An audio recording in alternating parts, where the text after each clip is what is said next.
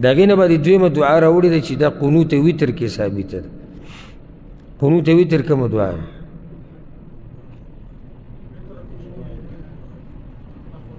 ماسخوتن چې وتر کې کومه دعا کي هغې ته قنوت وتر ویله کېږي.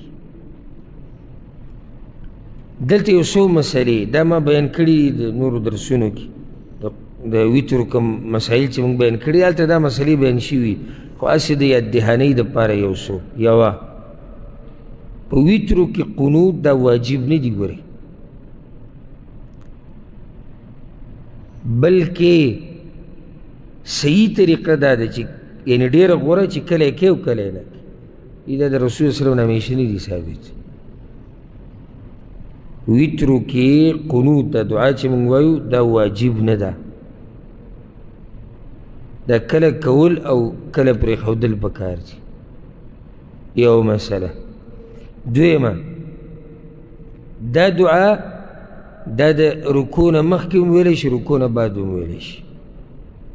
د قنوتو دا دعا دا د رکوع نه مخکې هم کیدی شي رکوع نه بعد هم کیدی شي. بله مسله دې کې لاس اوچتول غوره دي که څوک لاس اوچت نه کړي څه خبره نه ده غوره به دي چې مخکې دا مسله تېره شوه که نه چې لاس اوچتولو کې عجزي ده یعنې یو سړی د الله نه دعا غواړي او لاس یې داسې ایښودي دي او یو سړی د الله نه دعا غواړي او لاسونه یې داسې نیولي فرق دی دې دواړو که نه فرق پکې نشته فرق دی یو لاسونه نیولي عجزي ده پکې خو که څوک لاسونه پکې اوچت نه کړي نو څه حرج پکې نشته. بله مسله دې کې هر قسمه دعا ویلی شي هر قسمه دعا په دې قنوتو کې ویلی شي او دا کومه دعا چې زمونږ دا خلک وایي اللهم انا نستعینک نو د دې ویل روا دي او دا لازم نه دي چې ته به صرف دقه وې بلکې د دغې نه غوره دا ده دا کومه چې اوس ویله کېږي به ځکه دا له ثابت ته په حدیث کې راغلی او صحیح حدیث کې خو د هغې ویل روا دي او که نورې دعاګانې یو سړی د ځان نه پکې څه غواړي نو هم جایز دي دې کې څه حرج نشته. نو دا مسله چې په وترو کې دعا لازم د قنوت دا کمزوري مسله ده دا هغه مسایل دي چې دا روزمره موږ ته راپېښېږي نو دې باره کې ځان پوه کول پکار دي. دلته دا حدیث راوړی دی امام ترمیزي امام ابو داود امام نسائی راوړی دی او صحیح روایت دی. حسن ابن علي رضی الله عنهما وایي حسن ابن علي دا علي ابن ابي طالب رضی الله عنه زوی دی د رسول صلی الله علیه وسلم نوسی دی د فاطمې زوی دی. هغه وایي چې علمني رسول الله صلی الله علیه وسلم کلمات اقولهن فی الوتر فی القنوت. پیغمبر صلی الله علیه وسلم ما ته یو څو کلمات ښوولي وو چې زه هغه په وترو کې ویم دا کلمات ورته پیغمبر صلی الله علیه وسلم ښوولي دا دعا ورته هغه ښوولي نو دا پکې ټول نه غوره دعا ده. هغه دا ده اللهم اهدني فی من هدیت یا الله ما ته هدایت وکړه په هغه خلکو کې چې تا ورته هدایت کړی دی یعنې ما په هغو کې شامل کړه. وعافني فی من عافیت او عافیت راکړه ما ته په هغه خلکو کې چې تا ورته عافیت ورکړی دی یا داسې ووایه او روغ رمټ ساته ما په هغه خلکو کې چې تا روغ رمټ ساتلی دی. عافیت دې ته وایي چې الله تا روغ رمټ وساتي د دنیا او د آخرت ته فتنو نه دې بچ کړي. وتولني فی من تولیت او ملګری وګرځوه ما په هغه خلکو کې چې تا ورسره ملګرتیا کړې ده. وبارک لی فیما اعطیت او برکت واچوه ما دپاره په هغه څه کې چې تا ماله راکړي دي. دا ډېره جامعه دعا ده دې کې هره مسله دننه راغله. وقیني شر ما قضیت او بچ که ما د شر د هغه څه نه چې د کوم تا فیصله کړې ده.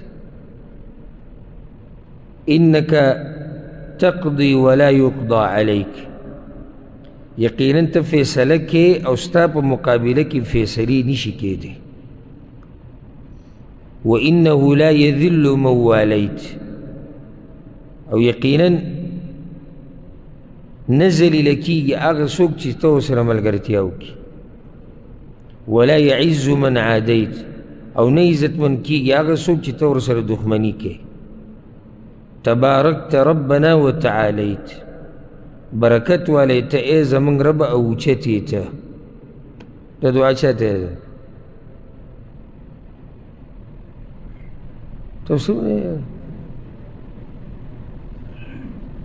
نو چې چاته یاد یې خو وایي راته ما ته خو بیا پته نه چې چا په زړه کې دي چې هغه ته یاد ده.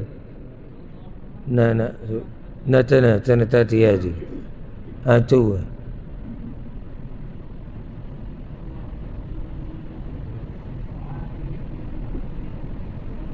دل اوبه ورکوه.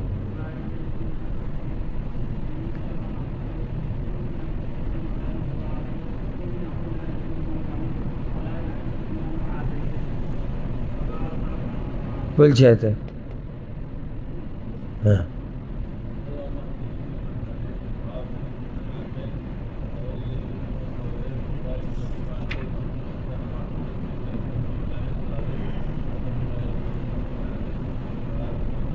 إنه لا يذل من واليت ولا يعز، تباركت ربنا وتعالى. توه شاتت.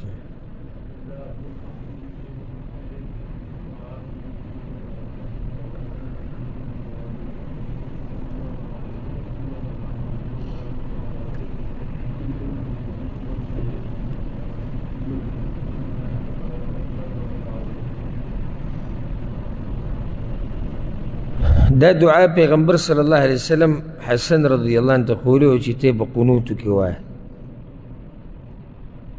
او ډېره قیمتي دعا ده. خیر د دنیا او د آخرت په دې کې را جمع شوی دی. خیر د دنیا او د آخرت هغه په دې کې را جمع شوی دی. موږ لرې پاتې شوي یو د دین نه ډېر.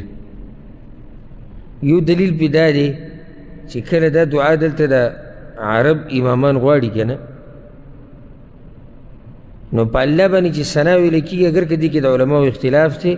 یو قول لري چې آمین پکې ویلی شي، او یو قول لري چې کله په الله ثنا ویلی کېږي نو ته ورسره سبحان الله وایه یا غلی ودرېږه، یا داسې نور څه الفاظ چې د الله د ثنا سره تعلق ساتي ویې وایه. نو کله چې قنوتو کې دا دعا د امامان وی دلته روجه کې اللهم اهدنا فی من هدیت، دا دعا ده. تو بسه آمین. وعافنا فی من عافیت، وتولنا فی من توليت، وبارك لنا فيما أعطيت، وقنا شر ما قضيت. دیزی پر دا دعا ده. فإنك تقضي ولا يقضى عليك، من بيام آمين. إنه لا يذل من واليت، آمين. ولا يعز من عاديت، آمين. تباركت ربنا وتعاليت، آمين. اسی تاسو ته مې وښود چې موږ د دین نه څومره لرې یو، موږ پوه نه یو چې دی څه وایي. دا چې له امین ووایي دی خو پکې لا ښه دی د هغه یو نه چې هغه درته په هغه دعا هم امین نه وایي، دغه شان ولاړې غلی.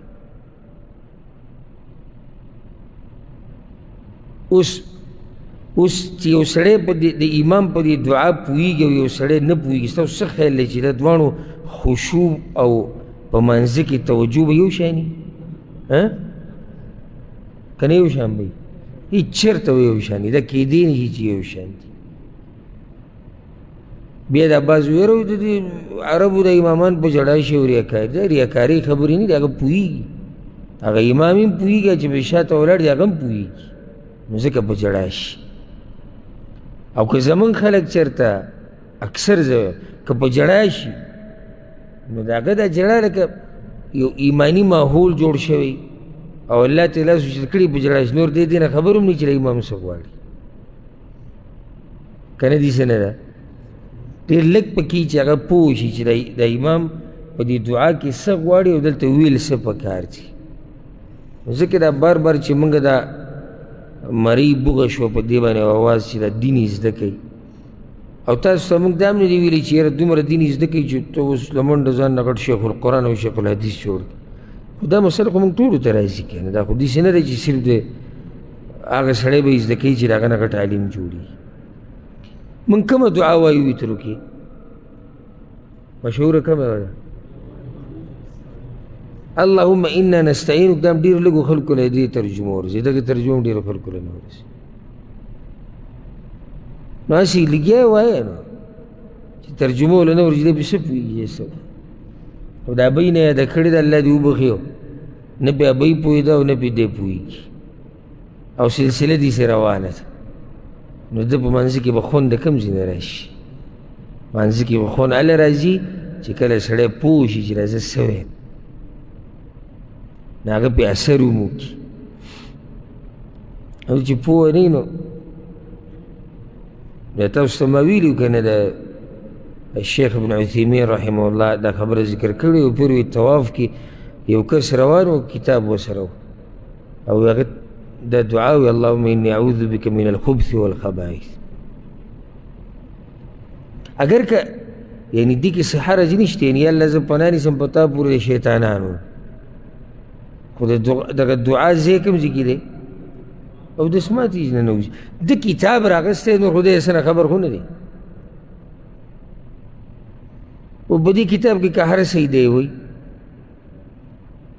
نو خدای دې نه څه خبر هم نه دی چې دې کتاب کې څه دي څه نه دي. دا د کوم ځای ویلو مسله ده، د کوم ځای ویلو نه ده. خو بس میقات خوا کې کتابونه خرڅېږي او هلته پاکستان او افغانستان کې په ګاډو کې خرڅېږي، نه پې د مؤلف نوم او نه پې د ادارې نوم او بس کتابونه دي راوړی وایه او بیا مزه ده وکړي چې دغه دعا بیا یو کس وایي او شاته پسې هغه ټول لیږی وایي. جهالت سره د جهالت. الله دې زموږ په حال باندې رحم وکړي. زه کله سوچ وکړم خصوصا د خپلو پښتنو ته موږ دین دنیا کې شاته پاتې شوي لکه یو قوم دنیا کې ډېر مخکې تللی سړی وایي ځه دوی د دین کې چې شاته پاتې شوي دي خو دنیا خو یې ګټلې ده که نه موږ دنیا ګټلې ده او نه موږ دین ګټلی دی. دنیا کې زموږ حال ته وګوره ځه که نه کوم ځای کې چې سختې مزدورۍ نه هغه زموږ دا خلک کوي غریبان. مالداره خلک په پښتنو کې لږ دي، عامه طبقه چې د هغه یعنی مسلو سره مخامخ دي. دین له زموږ راشه نو ځان پې قربانوو، دا یقیني خبره ځان پې قربانوو، خو ته خبر نه وي چې دا موږ به ځان په څه قربانوو. هېڅ نه نه یو خبره چې دا اوس موږ ځان په څه قربانوو، د دین نه نه یو خبر خو ځان پې قربانوو. صحیح ده ځان پې قربانول پکار دي، دا خو دین دی، خو ته خو ترې لږ ځان هم خبره کوې داسې چې په شي ځان قربانوم چې دا څه شی دی.